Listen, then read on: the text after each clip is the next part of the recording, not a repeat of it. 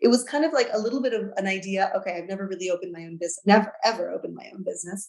Uh-huh. And it felt a little bit nuts, but how nuts it actually was landed when I'd already rented the studio and this house, and I'd been in touch with the real estate agent, and I was packing my bags, and my friends were like, "What are you doing again? And where are you going?" I didn't sort of research the market so well. I didn't really have, my business plan was really just the most simple idea of just trying something out. And that's where I found myself, Yeah. at the Montevideo airport. It was just this feeling of the sort of absurdity of all of these yoga mats spilling out of my bags everywhere. And I'm arriving and I'm alone. And I'm like, what am I doing here? Like it was like the absurdity of it kind of hit me. I was born by an American father and a Uruguayan mother. I was born and raised in New York, and I would come down to Uruguay speaking Spanish with my mother, every year to visit her vast family in Uruguay. So I have really kind of always felt like I came from two worlds, so to speak, and two cultures. And my father was a lover of wood and trees, and he was a sculptor. He, would work in these very large scale pieces of art. The only thing that was built on the property at the time when he bought it was this very old, it was sort of like a bunker in the middle of the woods. If I ever think about sort of maybe my first mystical experiences, it really can be in those woods, going to the shack. And it was really my place in the world. I mean, I would travel, I would go to school, I would do this and that. And then if you ask me, where do you feel the most comfortable? Where do you feel the most happy or free or grounded or at home?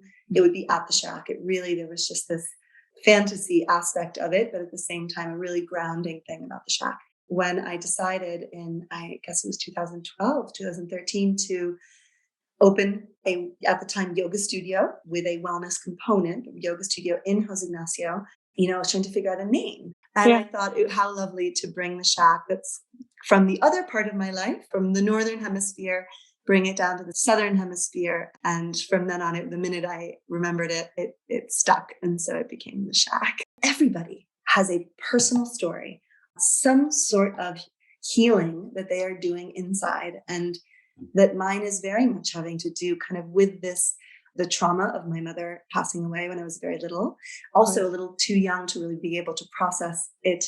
At about 10 or 11, I started to have headaches at such a young age. They were saying, well, where are these headaches coming from? And there were these low grade constant headaches. They weren't migraines.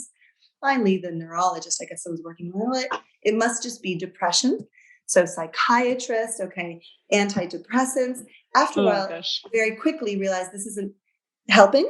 And so I even remember at age 11, I stopped it all. And I said, okay, there's no cause for this. I'm going to have to just live with it. I was having stress headaches. That was what it was. It was a suppressed emotion, right? It was suppressed emotion, 100%. Yeah. The body doesn't forget. And that's how my body was dealing with it. And I just remember saying, okay, I didn't find any solution in the doctor. So there's nothing that I can do. I didn't talk about my headaches again until later on in university. I did my first yoga class. A few hours after my first yoga class, I came out and I said, oh my God, I don't have a headache. Wow. There was something about this moving the energy around inside.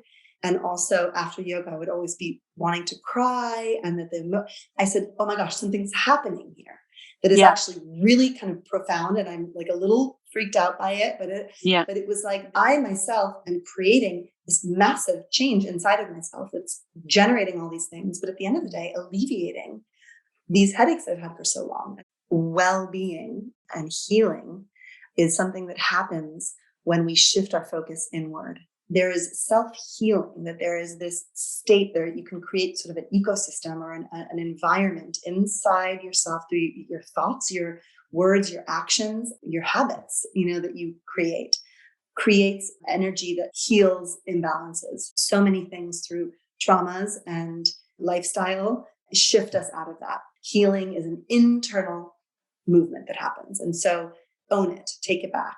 What I really wanted is creating a space so that people can practice self-healing. And how they practice self-healing, well, that is the interesting part. There are lots of different tools. The hardest shift is to realize this is something that I have control over.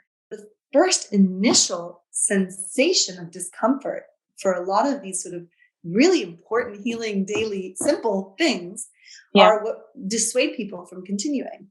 But with time, not only does the discomfort, you realize it's a thin veil that disintegrates, Uh-huh. but the space that you begin to occupy inside yourself is so vast and rich and beautiful. And it's a refuge. You have a refuge, this golden empire inside of yourself.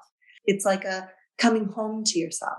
Adverse or challenging or traumatic or difficult experiences can end up being our best friends. The process of transforming challenge that we feel in our life is what ends up deepening the purpose of our journey. Self-knowledge, it happens through the process of moving through these challenging or difficult things that can happen in our life.